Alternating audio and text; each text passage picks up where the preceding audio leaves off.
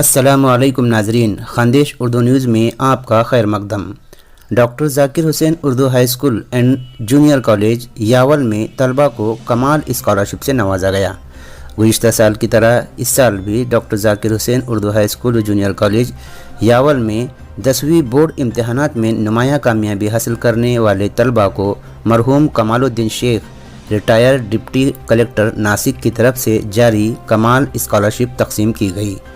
پہلی اسکالرشپ 1200 روپے کی شکل میں نازیہ راجو پٹیل کو دی گئی، جبکہ دوسری اسکالرشپ 1000 روپے کی شکل میں افسر یونس تڑوی اور تیسری اسکالرشپ 800 روپے کی شکل میں معیز احمد خلیل خان کو دی گئی۔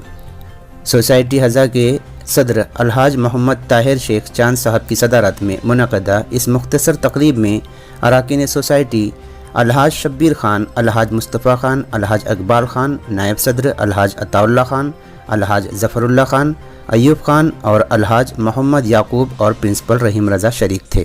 پروگرام کی قرض و غایت بیان کرتے ہوئے پرنسپل رحیم رضا نے کہا کہ مرحوم کمال الدین شیخ صاحب کو اپنے وطن یاول اور اس تعلیمی ادارے سے دلی لگاؤ تھا۔